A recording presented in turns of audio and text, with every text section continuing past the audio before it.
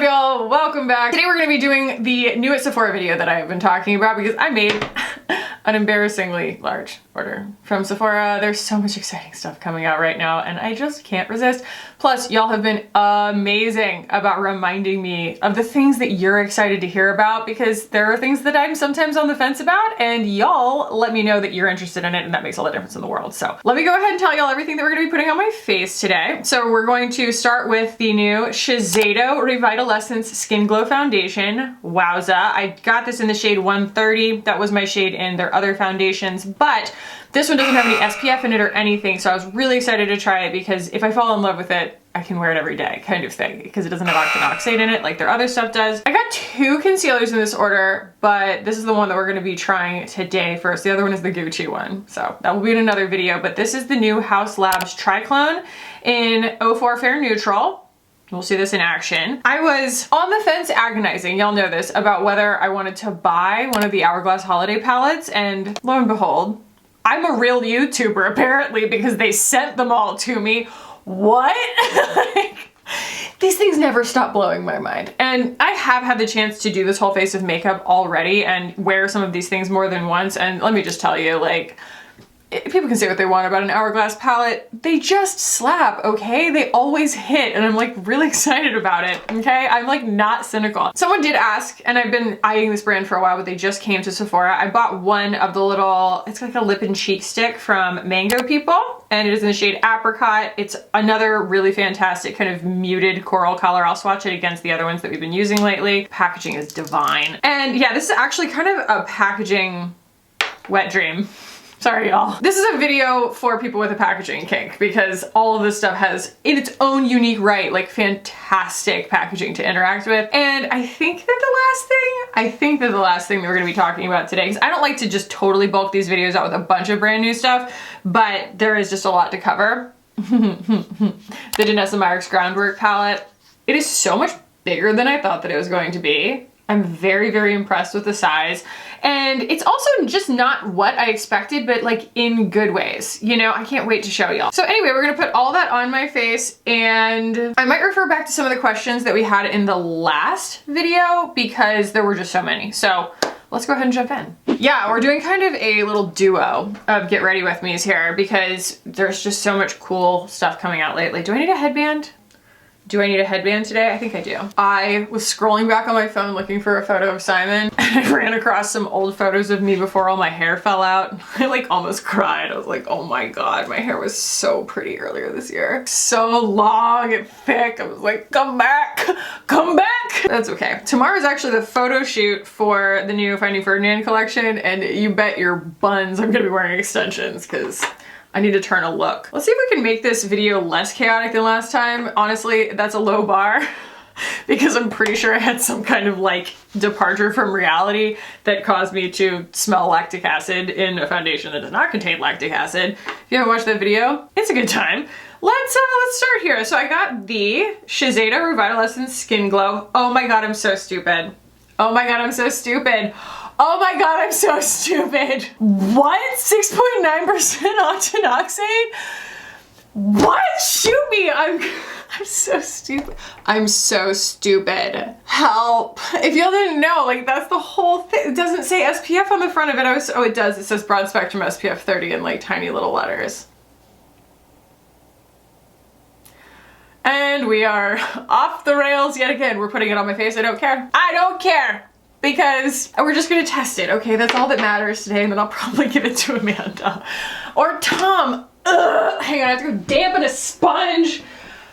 Tears of my soul. And the way that all the brands have been taking octinoxate out of everything, again, I didn't think, and I know, Natalie makes fun of me so much because she's like, you have this really weird war with octinoxate, like who cares, you know? But it does break my skin out and it's kind of a deal breaker, especially, it's heartbreaking if I really fall in love with a formula because then it's like I can't wear it every day kind of thing. The thing that I was excited about sharing this with y'all about is that, okay, don't get me wrong, it is not the Prada foundation, okay? It's not.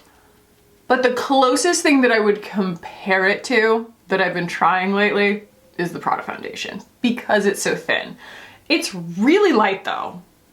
That's really light. I mean, I'm a little bit red right now, I have been treating the heck out of my skin because of course I had a stress breakout right before a photo shoot. My photographer friend is quick to remind me that all of these things can be fixed in post very easily, but it's something that like I would rather do as little retouching as possible on a makeup photo shoot, you know? And so I've been having these just like, I had like some huge ones here. I think I'm getting some perioral dermatitis because I have been doing so much hot yoga that I have been doing a poor job. I've started now washing my face like at the yoga studio as soon as I'm done, but I was like kind of doing a poor job of like, you know, getting straight to washing my face after I was done, and I probably, you know, just germs and stuff. And then also I just had some massive zits and I was like, that's gonna really kill my confidence going into a photo shoot. So yeah, that's probably why it's, because like now it's okay. I think that that's fine now. It just like had to counterbalance a little bit of just the redness that was making my skin look darker.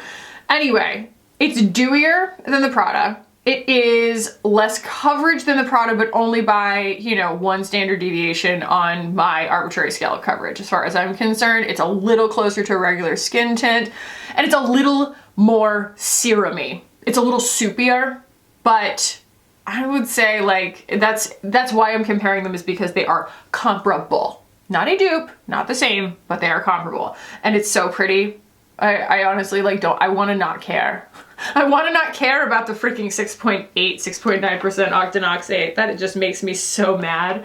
Not about the foundation, because they're well within their rights to do that, but like I'm mad at my stupid self. That's like the 3rd time I've done that. It's definitely the 2nd. No, I think it's the 3rd Shiseido foundation that I've bought, and they all have it. And I'm just that stupid, so.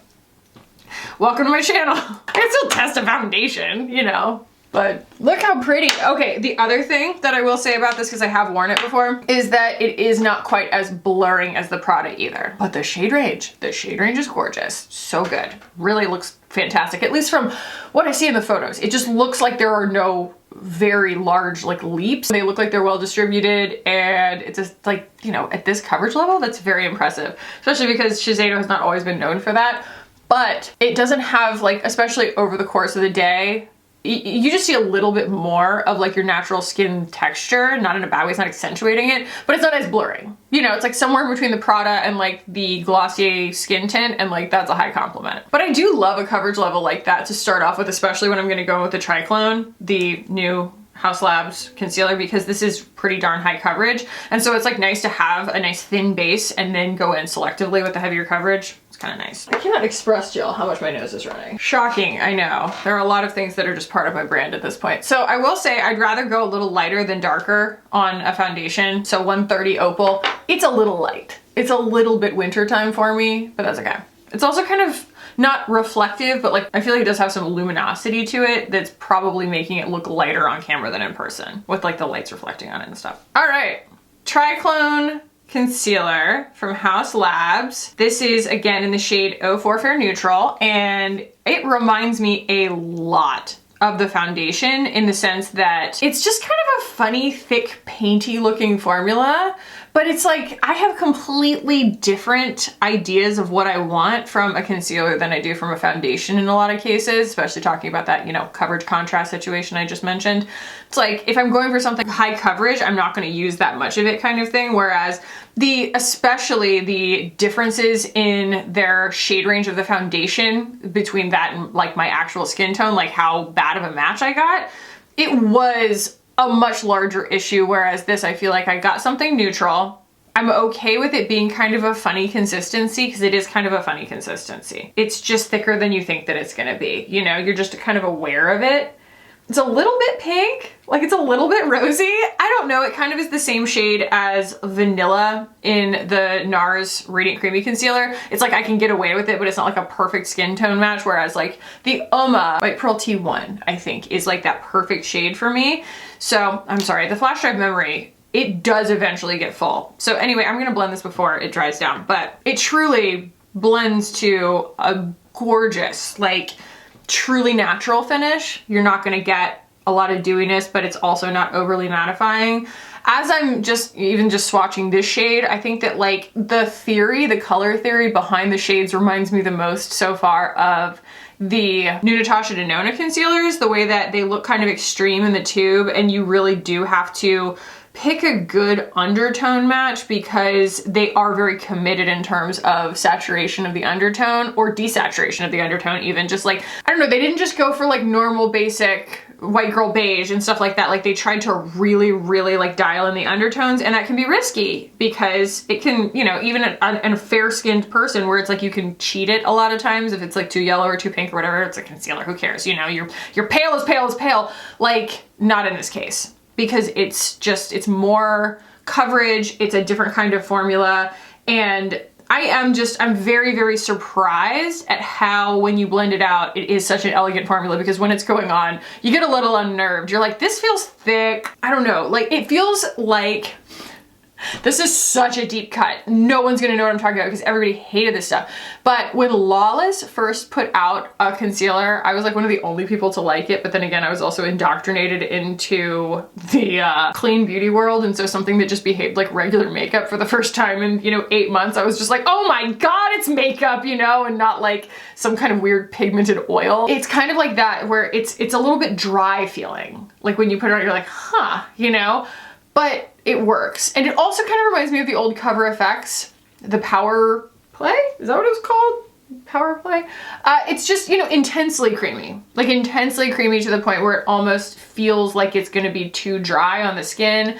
But the Power Play was a lot creamier. Like you had to kind of wait for it to dry down, but it still behaved very similarly to this when you got it on. Why do I remember all of these things? I think that this is why a lot of my, like, you know, people I'm close to and people in my comments also like to try and diagnose me with being a little bit neurospicy, is because I'm clearly hyperfixated. I used that concealer from Cover FX in probably 2018, 2019, something like that. That's a long time ago, but I remember it. But yeah, I mean, I have blemishes, I have indiscretions going on, and it did a really beautiful job. It blended beautifully, especially for being so much coverage by comparison to the Shiseido. I feel like it blended really seamlessly, and it's not, like I said, like the most epic shade match of all time, and I think that it evened out really nicely. It's gonna be something that I want to like continue using, especially into winter time. And it is kind of nice sometimes, the Jackie Aina philosophy of like having different undertones in concealer, especially. Like you wanna get the best match possible in your, look at that, look at that. That was great. That was great. You want to get the best match possible in your foundation, but like concealers can be, you know, kind of like fudged here and there to enhance the way that the light is hitting your skin, and you can use them to kind of subtly build dimension and contour, and also to make other makeup that you're putting on your face look more at home if it's not super native to your natural undertones. So it's like if you have naturally kind of neutral undertones like I do and I want to wear something that's a little bit more cool toned, okay, maybe I can like cheat my concealer a little bit so that everything looks a touch rosier, and it, you know, makes it look like maybe I have a complexion that leans a little bit rosier naturally. That kind of thing, if you care. If you care. That is a big if, because I wouldn't blame you if you didn't. It's taking up a lot of real estate in my little wrinkly brain. So I have this, and it's so freaking gorgeous. And I think that this is technically a bronzer. So I'm gonna contour real quick, and we'll take a question, and then we'll just kind of see what we can get out of this palette. So we'll talk about all this when we get there. I'm gonna use my contour because it's the best. I go into all this like meticulous detail about why I like something and why I don't like something, and I'm like, this one's the best. It's just a superlative. So when we were taking these questions, it was very timely to the discussion around what we think about all the time, right? You know, it's like, and it sounds stupid. It's the whole cis straight men, and that's a generalization. I learned that that is a generalization, but I'm having to make a generalization because that's like, you know, what the content has been mostly focusing on. It's like women asking their heterosexual partner, like, how often do you think about the Roman Empire? And we were talking about like, okay, well, what's the equivalent for me? Because I can't remember the last time I thought about the Roman Empire. And somebody said, how often do you think about Empire Records? The Roman Empire Records. No, that's such a good question because I think about Empire Records a lot. I do. In my top, what would I say? Top 5 movies, because I cannot put a fine enough point on how stupid like my taste is. Like I have dated all of these cinephiles in my life and always surrounded myself with kind of like these, you know, people who are just like artistic and like, you know, like know so much about the stuff. And there's just like something about film specifically for me.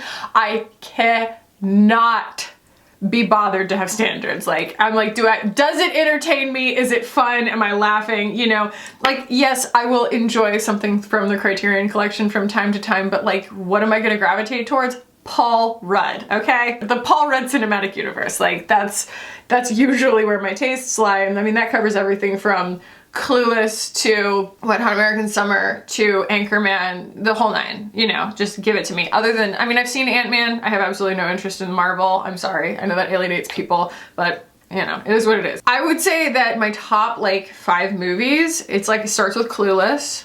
And then it goes to just all the ones that I have memorized, right? I have Empire Records memorized, 10 Things I Hate About You, Can't Hardly Wait, Donnie Darko, and probably like Now and Then. And if I sat here and really thought about it, you know, okay, like The Neverending Story, like, you know what I mean? Then you get into stuff from like my childhood and everything. But I mean, I could quote the hell out of Empire Records. It was one of the movies that like my best friends and I in high school were just like really, really into. And like all we did was just make each other bracelets. That's, you know, Taylor Swift didn't invent that. Like maybe she did, but she invented it back, you know, when we were all in high school kind of thing. We were always making each other like things that had quotes on them from Empire Records. Lucas is my favorite from Empire Records. I live for his like weird kind of like Taoist like break from reality in the beginning of the movie. Like all of his lines are so good. Where's the money, Lucas? It's in Atlantic City, Joe. What's it doing in Atlantic City, Lucas? Recirculating. What's with you today? What's with today? He doesn't just stay on the couch, so he just carries a couch cushion around with him for half the movie. And then there's Warren Beatty. I can't with that movie. It's so good. God, that movie's good. If you haven't seen it, and like, I don't remember, I think my friend Genevieve, it was like on her like 40th birthday or something, I just sent her a gif of what's her face, the hot bald girl from The Craft, when she's holding her own funeral, and like just, the whole thing is just so my humor. I love it so much. I think about it a lot. Every time I'm like really productive, like I'm just having one of those like manic productive days kind of, you know, not to like misuse a word, but sometimes you do feel like you're so productive, you're like in a manic mode almost. I will, in my back of my mind here, my dad always says there's 24 usable hours in every day, and it's like she's on speed, so of course she thinks that. So either way, the movie is so good. Okay, this is not new, but I figure if we're gonna use a powder, let's just use an Hourglass powder. So that's what we're gonna do, because I'm the boss around here. I need to find something. That's the only challenge of these little palettes, is like you have to find the right size brush. Gosh, talk about a problem to have. Oh my gosh, you have to find the right size brush, Khaki. Tell me something else to complain about. But yeah, I'm gonna use the ambient lighting powder palette here. But also, I don't wanna put that Hourglass holiday palette down on top of just like molten foundation. Although this does have a nice dry down on its own.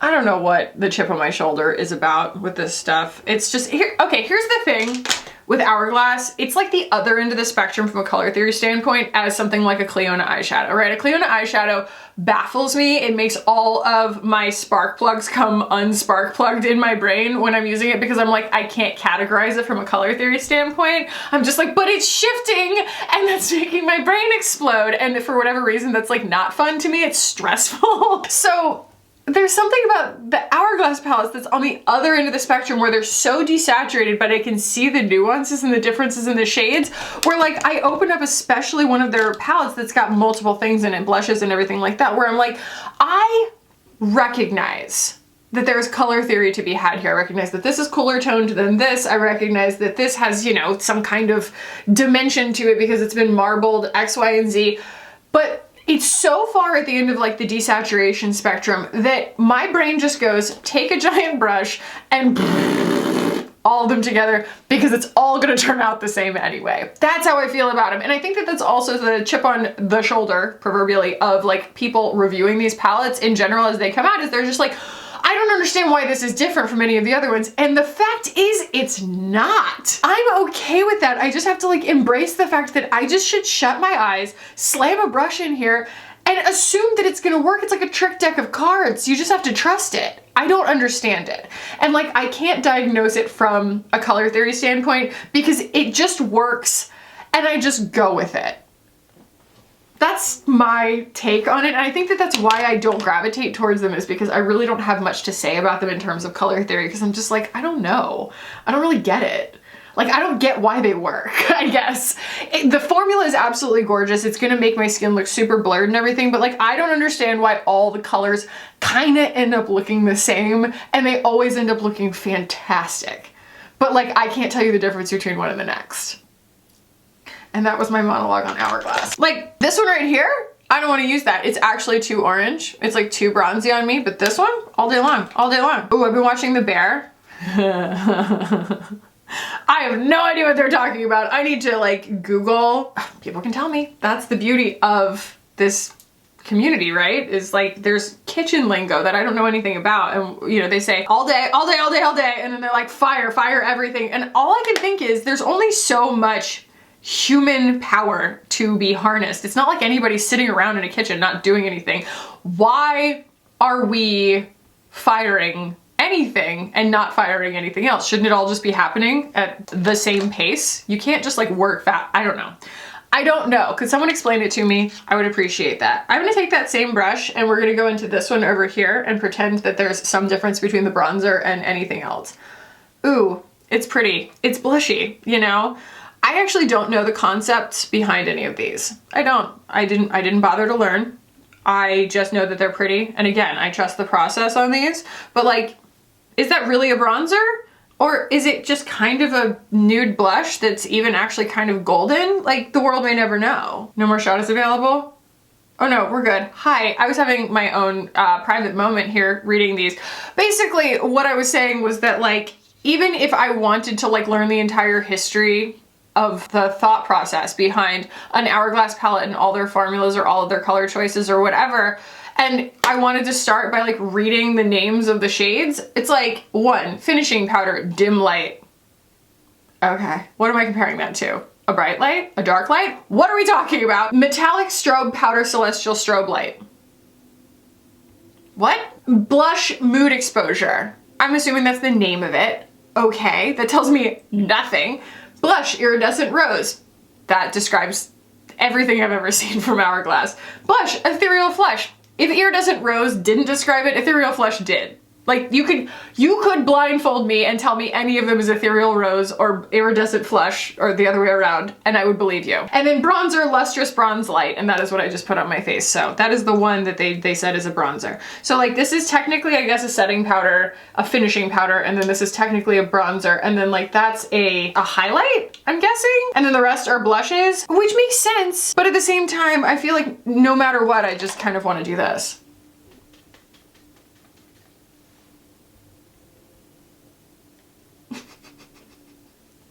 And everything turns out fine, you know?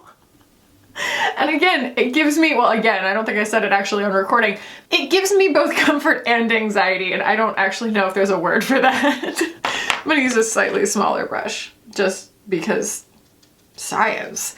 And I'm just gonna use these two down here, the kind of beautiful corals, because I am wearing blue. And I wanna look cheerful. But like, is anything bad gonna happen if I go into that mauve and layer it on top? No, the stakes are so low in an Hourglass palette, okay? The stakes could not be lower. Nothing bad is going to happen. Worst case scenario, you just dip into another color and it goes, yeah, okay, well, you know, that's better.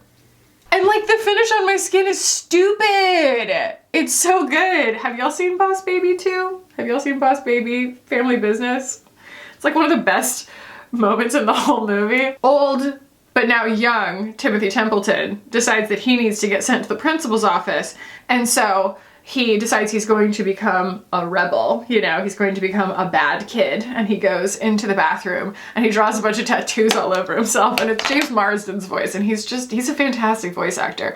And it comes out and it starts playing, "It's tricky to rock around, it's round on time, it's tricky," which is a song that's like older than I am, and my child is going, "Tricky, tricky, tricky." The teacher, just like, who is voiced by Jeff Goldblum, and is on this like iPad that's like running around on a robot. And it's an absolutely unhinged movie. It's so hilarious. And he goes, "I'm gonna need you to sit down." And he's like, "No, sitting is stupid." And they're like, "Ooh, he's such a bad boy." And he's like, "School is stupid." And of course now my kid is running around saying that, which is not great. It's not ideal, but I think he knows he's kidding. Yeah, you know what I mean? So anyway, I'm just gonna continue putting on blush, and if the three of you who have seen that movie, holler at me, because it's a hilarious movie. Can't stop, won't stop, can't stop, won't stop. Look, I'm gonna give my spiel here. I'm only gonna say this once. I'm tired of people bad-mouthing Hourglass palettes. They're just mad because they're good, okay? And you don't need to improve on them because they're good. I'm using some of the dim light here underneath my eyes because maybe it'll help. Okay. The only thing I haven't used is the highlighter. Let's do that. Sure, whatever. I think they're all kind of highlighters. Guess what? That's the first powder blush that I've piled on recently that didn't end up looking even slightly muddy. So that's a win in my book. Okay, let's talk about the Groundwork palette, shall we? This is the Danessa Myricks Beauty Groundwork Defining Neutrals palette for eyes, brows, face, and lips. Are we going to be using it all over every part of my face? No, we're probably just going to be using it as an eyeshadow today. Maybe I'll try it in my brows. We'll see. I am pleasantly surprised about expectation versus reality on this so far, and I've only used it twice before getting on camera. I like the consistency of the formulas a lot more than I thought that I was going to. I really thought that these were going to be, because this is a putty and a powder for every kind of shade value, I thought that these putties were going to be so soft that putting a powder next to them was going to be a really big error, because, you know, if you put a powder blush next to a cream blush, you're going to get powder in the cream, you're going to get cream in the powder. One's going to hard pan and one's just going to be a disgusting mess. Not the case here, because this putty is more of like a hybrid formula like you might be used to having in like a gel to powder blush like from HAUS Labs. That's what it feels like. It feels like almost like the Glow Play blushes from MAC or something like that. It even has a tiny bit of the characteristic that you might be familiar with from the Lisa Eldridge eyeshadows, where they have such like a silicone-y grip to them, but they build really slowly. So that is the advantage of the putty formula, and then the powders you're gonna be able to get more. You know, they'll stick, obviously, because they layer really beautifully on top of the putties and on top of each other, but also you're gonna be able to get more saturation out of something like, you know, a true like sooty black, right? And I did think that this black was gonna have shimmer in it based on the photos, and it doesn't. So I just wanted to like make sure. It's like a completion of a chord in my mind as far as like color theory is concerned. I'm like, does the logic check out? And the logic really checks out on this. For me, this is not something where I'm like, what were they thinking? And Danessa always nails it for me on texture. The woman has an absolute like 12th sense, all the way from 6 to 12. For texture. It's always been a brand that has blown my mind in terms of innovation and what she can achieve in the way that light plays on the skin, okay? But she doesn't always get me on color theory, and I was a little bit leery of that, but I feel like this is kind of like the Hindash palette in some sense, like either of the palettes, because there is so much flexibility and these layer so beautifully. So it's not necessarily just about one individual color or another individual color. It's like you have so much dimension in the cool and the warm that you can use them to play off of one another, and you have the option for a much more desaturated look using the putties and a much more saturated look using the powders. That is my diagnosis of this. And of course, you know, you can tell, I think that that's like the biggest thing for me. When I use a product that is from a makeup artist owned brand, right? That has like really spent their time making makeup for other makeup artists for a long time before putting out their brand. It's not like Makeup by Mario. Like, yes, he's a makeup artist, but like he was making consumer makeup right out of the gate, versus someone like Danessa Myricks or Wayne Goss or even Hindash. Like, these are products that are meant to be depotted and things like that. Like, you can see, you know, you can pull any of these out very, very easily. That's a very egalitarian way of approaching it as far as I'm concerned too. I really appreciate that. But what you see here here is Danessa taking something that she has used for so long and adapting it into something that's a user-friendly kind of format. If someone were to have been able to create exactly what she wanted when she first started, kind of thing. What you're doing when you're buying from a brand that is makeup artist owned, like the Danessa Myricks line, is you're buying their experience, because this is someone who has such a tight routine for what she uses and what she knows and what she loves that she's going to like translate that into a product that you're going to buy in the store. And that's why I feel like she always has my attention. Even if I don't end up loving something from her, she always has my attention because I want to know what's inside that beautiful brain. Okay, that is my spiel on this. Yes, I just went completely off on a neutrals palette, but like, you know, there are neutrals palettes and then there are really disappointing neutrals palettes, and like this is not a disappointing neutrals palette. The other cool thing here, and the advantage of a formula like these putties where they're not sticky, they're not balmy, they're not dewy, is that like I can use a regular brush in there. It's a lot like I said, the Lisa Eldridge shadows, where they have that kind of grippy, almost like they have primer in them, but they're not gonna gum up your brush. I don't even know what I'm gonna do yet. It kind of doesn't matter because it's gonna be pretty regardless, and the putties build really slowly. So I will start with like this guy right here, okay? It's called Mirage, and I'm just gonna, you know, just start working that on. These are incredibly forgiving. This one is gonna be a little bit more golden toned than the other stuff in the palette, you know, and that's why I kind of wanna just, it's like I'm trying to go a little bit more skin native with it. And this is, again, this is just the putty. And then, you know, you can go with the powders. I'm gonna start with the putties, and then when I'm building dimension on the outer corner and stuff, that's when I'll go in with the powders. But like, I could absolutely see someone who is used to shopping at Sephora and seeing a Tarte palette, or 800 Tarte palettes for that matter, being like, what is this? Like, I don't get it. And to be honest, I was on the fence about even buying it because I was like, I feel like it's kind of an it is what it is kind of thing. Like, if it's for you, it's for you. If it's not, it's not. And like, I don't need to review that to tell you that, but it's actually a lot more special. And I'm really glad that like a lot of y'all were bugging me about it because it's a lot more innovative than I expected. Plus, I've been wearing it for the last few days and it adds so much dimension without looking like you're wearing an eye look. Okay. There's something to be said for that. I feel like I'm using that same color. I'm just kind of painting here. I'm going into a flow mode, but I feel like we have like been growing out of the mindset on, especially in the YouTube beauty space, but in beauty in, well, I shouldn't say beauty in general, because TikTok is just repeating, I mean, absolutely step for step, word for word, conflict for conflict, blow for blow. They are repeating everything that we already did 10 years ago. But I'm gonna go in now with a cool toned one here, I guess. Do I want to do that? No, I think I'm gonna go even deeper. I'm gonna go for this one, Bark. But yeah, the YouTube community, I feel like we have really stepped back from the idea in a lot of cases of makeup being about the makeup and more about being enhancing, like, you know, how you want to look that day. And I know that those seem like very nuanced things to draw a distinction between, but the fact is, like, this is a palette that's going to just kind of be able to like alter the way that you look in a photo or something, and it's going to add dimension in a way that looks believable to the eye. And it's not, oh, what palette is that? What glitter is that? It's like, you look great. And those are just two different philosophies. It's not necessarily that one is bad and one is good, because of course I do love a good look with an EWK at the end of the day. I do. But this is how I think right here. This is how I think. It's just a little bit of, you know, dimension that I can keep blending. They don't obviously like dry down. It's not like this is going completely budge proof, but it's a hybrid formula. It's a gel to powder kind of thing, just like a blush or anything. It's gonna wear just as long as those would. So then I'm going to take, what do I wanna do? Harvest. Harvest is cute because it's kind of like rosy. I'm gonna go on the lid with that, and you can see it's different from Bark. It's warmer than Bark. And so it's going to, silly color theory basics, it's going to appear as if it is coming towards you relative to Bark, which is cooler in the crease.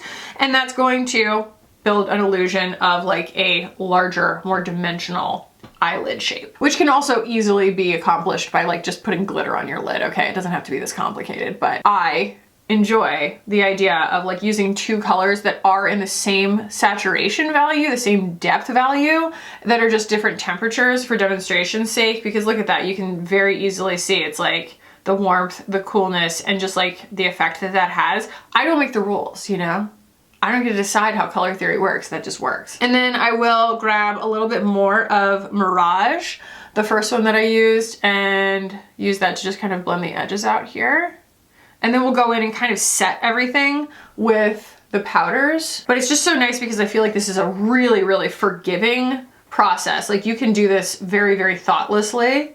You could wipe it off pretty easily if you feel like you screwed something up, and then you kind of go in with your final step of the powders if you even want to. You don't have to. Like this is so soft. If I could just put like an eyeliner, that's what I did yesterday. I did something like this and then I put on a little tiny bit of eyeliner and mascara and I was good. I am, and you don't have to clean your brush off or anything. I mean, eventually it would probably gum it up a little bit, but we're not talking about making, you know, instant clay between the two formulas. I'm gonna grab Sandstone here. It's a nice kind of yellow cream color. I'm grabbing the powder of that and I'm setting my inner corner. I'm going to put a little bit of that up here on the brow bone as well.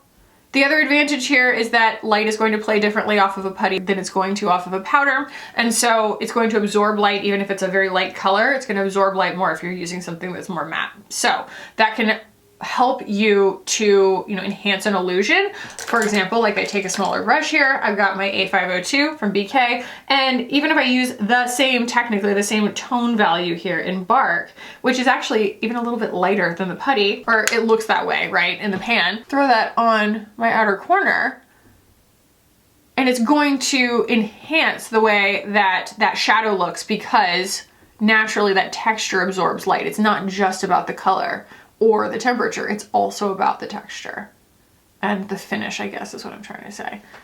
See, I know that that's not blended perfectly, not yet, but I'm just trying to get the color down. I think that that's the other cool thing about this palette is I trust it. There's something nice about knowing that you can trust it. Like that's, I think, the thing that I can never really put into words when I'm using like a Natasha Denona palette is I don't trust her palettes. I don't trust myself with her palettes. I don't trust them not to stamp. I don't trust them not to grab. I don't trust them to like do what I expect them to do kind of thing. I'm gonna take the powder of Mirage, that first shade, and work that up here like we did before. And this is like, as I'm working with it, I feel like not only is it going to do something predictable no matter what color I use, but also it's forgiving in the sense that like if something were to go horribly wrong, I feel like I could fix it. Whereas Natasha Denona shadows, I don't know how y'all do it. I feel like if I do something wrong with those formulas, there is no going back. It's just like, oh, you have a bad eye look today. I always said like she really called me out on my lack of skill. And then I will take a little bit of, what was I using? Was it Harvest? I guess I'll grab, I want to use something a little bit warmer on my lid. Maybe we grab just a little bit of Core, just a little bit. It's gonna give pumpkin, but it's okay. And just touch that on my lids. Yeah. Ooh, I kind of want to just like put it on, like layer it on top of everything a little bit.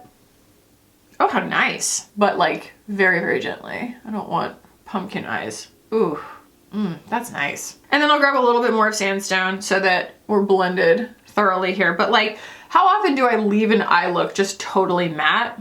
Almost never, because like I said, glitter is the easiest way to get dimension on your eyelashes, on your eyelids. It's like the easiest way to manipulate the light, obviously, because it's just gonna grab the light. But this is so subtle and so beautiful.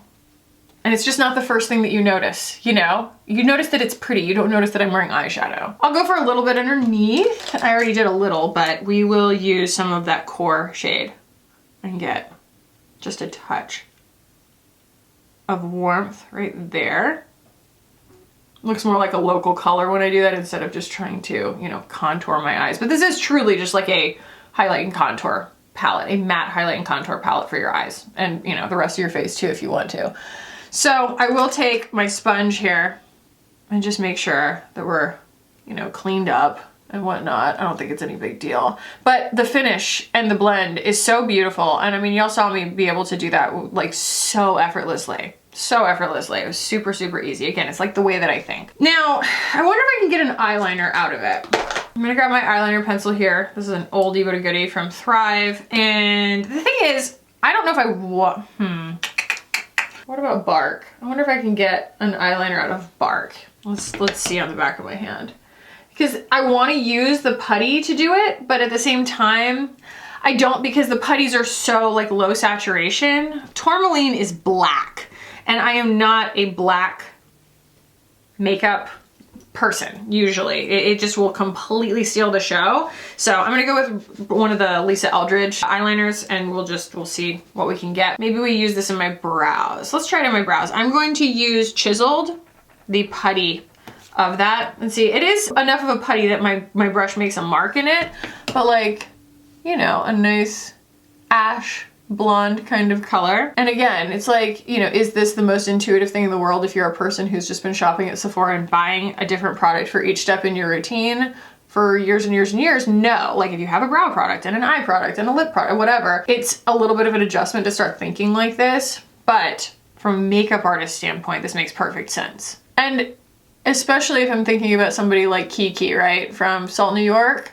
This is the kind of thing where you're working for maybe TV and film. You don't want the makeup to enter the room before the person does. You just want them to look like themselves on camera. That's what this is gonna do. It's like Hindash, you know? Hindash does the Queen of Jordan's makeup. Like, she needs to look perfected, not like a makeup model. I mean, I would use that in my brows, especially because I think this is gonna travel really well. I don't think that this is a palette where like these are in a lot of danger, especially because the putties are the biggest pans. The other ones don't feel like they're gonna like, you know, fall out and shatter or something. I don't know. There's just something about it. Plus this is a really substantial palette. I wouldn't chuck it at anything, but like this is not joking around. It's as heavy as a Pat McGrath palette all day long. Ooh. That is a vibe. I will say that. Okay, I'm gonna do eyeliner, which I'm afraid that I want to use Burnt Umber again. I feel bad about that because I said we were gonna use different ones. You know what? Maybe we'll just do the cool toned one that I said was gonna be a really good, the Ground Coffee, because it's gonna really enhance my lash line. Like I said, there it is, Ground Coffee. We'll use Ground Coffee and see what we can get from it here, because instead of it matching the eye look, it's truly going to match my eyelashes. Am I insane? Sometimes I think when I'm talking that I sound like I'm freaking crazy. I'm like obsessing over like whether or not things go together. But I also like, I'm the kind of person who I'll go get a manicure and I'll try a new nail polish shade and then I'll spend 2 weeks between appointments deciding whether I like the color. Like that last color that I had on my nails, in some light it looked like a beautiful neutral taupe and in others it looked like a green khaki. And I couldn't tell whether I loved it or hated it. So the answer to my own question is no, I'm not 100% sane, but being 100% sane sounds pretty boring. These are the chillest eyeliners. They are different. I am learning they are different. And I didn't watch her video. Unfortunately, I just like, I guess was just not on YouTube when it came out. Like I just wasn't on there that day. And I haven't watched her unveiling video because someone was talking about them being kind of designed to look slept in. And there's something to be said for that. You know, Lisa Eldridge does not do something without thinking it through. I feel like if something is behaving a certain way, it's not an accident. And so I need to go and watch her video so that I understand exactly like what she meant for these to do, because they remind me so much of the Satin Eye Kajals from Victoria Beckham, but they don't dry down completely. It's almost like she intended them to be smudgeable. Ooh, that's cute. I am gonna set it with a little bit of the Groundwork palette though, because I just don't want it to smudge. So I will go in with Bark, I guess, and just make sure that she's not going anywhere, because I really like that line. I'm really enjoying this. You know what we didn't do? We have not used the Mango People, but that's okay. We're gonna use that in another video because I also have the Gucci concealer that I need to use, all sorts of things rolling in. There's only so much that you can put in one face of makeup, and this is beautiful and I want her to be able to like shine in her own right. So that is going to be, and another one coming up soon. I know it's gonna be a lot of get ready with me's and stuff like that, but I think that that's kind of where we're at right now. It's a lot of new stuff to try, and it's all important to see it in action, you know? Okay, I'm going to put on some mascara and brows real quick like.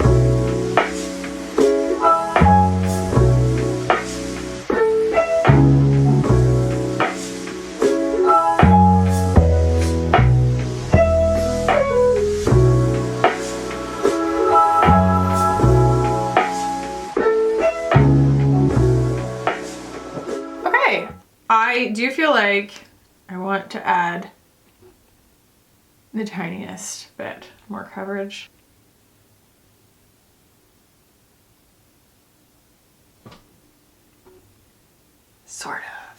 kind of helping. I'm gonna pick a lip. Oh, that's right. Hourglass sent me new. They sent me their new lipstickies. I'm gonna go grab one. BRB. So if you didn't know already, the Phantom Balmy Glosses are like some of my favorite formulas on the market. And these are from Hourglass. I believe these are 2 new shades. We have Crave and Haze here. Ooh. I do not have an immediate instinct which one I'm going to go with yet. Okay, this is Haze and this is Crave. I think I'm gonna go with the darker one. By the way, what I have on my lips right now is the YSL Candy Glaze because I'm obsessed with it, but it's empty. I'm having to like pull it out with my nail. I will say, it didn't seem like there was very much in here, and that's okay. I don't mind, I like finishing makeup, but that also means I am just in time to buy the new holiday packaging in it, so. Maybe they'll send it to me, but regardless, I will be buying it because even if that's something that if I end up with 2 of, I will not be mad at all. All right, here we go. Oh my God. I love this formula so much. It is plumping. It does have some mintiness to it. And yet again, it's like that Hourglass thing where like, what the flip color is that? Who knows? Who knows? I don't care. I'm not complaining. It's beautiful. Absolutely gorgeous, y'all. Absolutely freaking gorgeous. All right. You know, sometimes you come into a makeup look knowing that you have fully engineered the entire thing and that it's going to be flawless because you've thought of every possible extenuating circumstance. That was not the case with this look. This was one where I was relying on luck, and luck be a lady tonight because it worked out. I'm super pleased. I'm super pleased with how this looks. I have said it once, I'll say it again. I've said it many times, I'll say it again. There's just been some really good makeup coming out lately. Oh, I also wanted to open this. I like forgot about it. Are you flipping kidding me? Oh my God, this is the brush that came with the palettes from Hourglass, and it's got this snake on it. Get real, get real. Let's put on a little bit more since we want to use the brush, right? By the way, I didn't get a chance to like obsess over the component here. I didn't know that they're tin, they're metal, which is awesome. And this is, I think, the colorway that I would have chosen for myself if I were just buying them, which is lucky because it's also the package that I would have wanted. So anyway, I'm gonna just throw a little bit more. Ooh! Oh, that brush is just, that's just delightful. I'm gonna throw a little bit more of that on because it goes so nicely with the lip. Like, did we need more blush? Need is a strong word. Gonna put on a little bit of bronzer, brush that up into my hairline a little, and maybe some blush on the forehead. Oh, I just love it, y'all. And you know, when I wear blue, putting anything that even like whispers of warmth helps immensely on me. Like, they really bounce off of each other. So that's the beauty of that. You know, when you find a color that works on you like that, then just harness it. Use it as often as you can. Yes, I love this look. You can't tell me anything today. So let's do a smash or pass on everything because in some cases they surprised me and in some cases they very much did not. This is absolutely gorgeous. Wears all day. Beautiful shade range, beautiful formula. Octinoxate. And I'm only mad at myself about it because that's stupid. It's stupid that I was so excited. I was so excited that this didn't have octinoxate in it, which it does. And then I bought it and it's fine. It's just fine. I will probably still end up using it because it's really gorgeous. Like, it's that pretty. And like I said, it's not the Prada foundation. It isn't, but it is the closest thing that I have tried lately to it because it's so thin. Like, it's weightless on the skin. So if you can get your hands on this, it is at least, you know, a consolation prize at the moment. But, you know, if you're in another country where the Prada foundation is, buy the Prada foundation. It's just good. Like, if this is the vibe that you're going for. Lightweight, serum consistency, gorgeous finish on the skin, wears all day, sophisticated kind of formula, feels luxurious, goes on in a way that doesn't feel fussy or finicky or anything. It's very, very kind to the skin. So loving it. Like, it really looks so just this much beyond natural. It's just so pretty. I'm very impressed by it. I also really like the component. We got glass. It's a little bit iridescent. It's, you know, still giving the Shiseido vibe. They love to do kind of the, you know, the wave on it and everything, but yeah, super, super pretty. The Triclone Concealer is pleasantly surprising me. I'm not getting creasing under my eyes. I'm not getting annoyance of it like drying up or anything. I had no problem blending it. It builds beautifully. It works underneath powder and on top of powder, and I've worn it alone and it worked really nicely. It's just a matter of getting your shade match, but with a concealer it's a lot lower risk than it is something that's going all over your entire face. But I think that it's kind of a winner so far, and I'm glad because I wanted so badly to have a redemption arc for her, and I think this is glass. If not, it's a very heavy, it might be plastic, but it's so heavy. Like I wouldn't be surprised if it was glass somehow, but like why would they do that? It doesn't look like glass. It's not, it can't be, but it's still really heavy. It's a luxurious feeling component in a way that I wasn't expecting, especially for something that looks like this. It looks like it's just gonna kind of feel like meh, you know, throw it. No. It's like, it's a meaty component. I mean, what else is there to say at this point about the Hourglass formulas? Y'all know where I stand. My stance is I don't understand why they work so well. And that's just where I'm gonna like stop asking questions about it because it works really well. Why do I need to question it? Why do I need to question it? Okay. It's just something that just like when I had the Ghost Edit, it's something that when I reach for it, I don't really know what's going to happen, but it's always something good. So I'm a huge fan of this. You'll see the other ones probably in future videos because they did send me 3 of them. I don't have the owl. I think the owl is the one where you can pick any of them, you know, any inside component to go in the outside component kind of thing. But I got the jellyfish, the leopards, and the snake. So we'll be using those, you know, in other videos and stuff coming up, but this is probably the one that I would have chosen where I'm spending my own money on it, and I would have had no regrets, none. I always like to draw the distinction if it's makeup that I would have bought for review versus makeup that I would have bought for me, for my personal collection. This is a me personal collection thing. I am so uncynical about these because they just work, okay? And that's what I'm here for with makeup. You don't have to do something new all the time. Just make it beautiful, make it work, make it fun and easy to use, and that's what these are. Danessa. Look, I get it. I get that this isn't everybody's thing, but for what she was going for, this nails it, okay? I think that it is just one of the more elegant kind of solutions to a neutrals palette, especially bearing in mind the Kosas palette that we just used. Like, how much was this? It's not inexpensive. Like, I bought this. I bought everything except for the Hourglass palette. I bought all this stuff. This is $65. The Kosas palette of 8 shades that made minimal sense to me is $40. Those are different prices. I understand that those are different prices. But if what you're looking for is a basics palette that doesn't insult you by calling you old. That's what somebody said in my comments. They're like, if I hear one more person be like, this is gonna be good for mature people because it's why? Because it's boring? Stop it. We're all gonna get old, God willing, okay? This is such a more elegant solution to a neutrals palette. I get it. Like, I get it. And it's fun to use. It's very fun to use. It makes you feel like you have unlimited options in a really forgiving way. And like, Danessa knows texture, okay? Like, it's kind of like the Hourglass palette in the sense where I'm just like, okay, I'm just gonna stop asking questions and just trust the process. I feel like if you're not a color theory person or a makeup artist owned company sort of person, but this still interests you, this is so approachable that like it's not necessarily about understanding why it works, it's just about understanding that it works. It's not gonna gum your brushes up, the colors are gonna do something forgiving, and you're gonna be able to get something beautiful out of it that isn't going to like stamp all over your eyeballs and make you afraid to touch it again. And it's a nice, hefty, sturdy palette. It feels super substantial. It feels like something that's like luxurious to interact with. There's something very memorable about it. Remember I said in the last video, I was like, the worst thing that you can be is forgettable in this industry. There's something really memorable about this that's going to like keep it in circulation at least in my personal routine. When I think of a neutrals palette, this is going to be the kind of neutrals palette that I think of because I think it's just so well executed from start to finish. So that is like the differentiator. That's the difference maker for me. And I think that even if you're not a person who's like passionate about color theory or something, this is approachable enough that you could use it and just not ask questions why it works so well, you know? Lisa, I still love your eyeliners. I still love them. They're so easy. I just love them.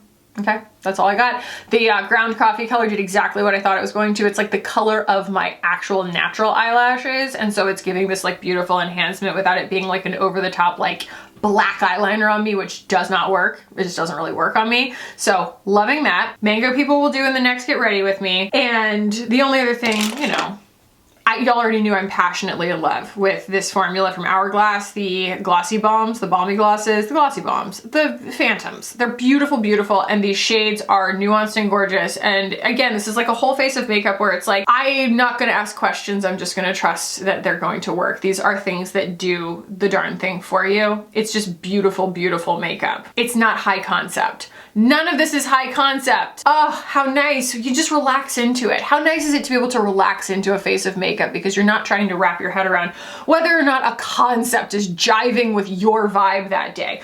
This is low concept makeup that just performs, and the results speak for themselves. So I hope y'all enjoyed this as much as I did. I'm living for it. I think this is just beautiful. Just the kind of beautiful that I like to feel like on a daily basis. And if you did enjoy this, y'all, please do give the video a thumbs up. I would really appreciate that. If you haven't subscribed already, it is the word on the street that cool people subscribe. It would be cool if you did. So you probably should. I will put a video up here that I think that you're going to enjoy if you liked this one. That's all I got for y'all today. I love you so freaking much. And I will see you hopefully in the next one. Bye.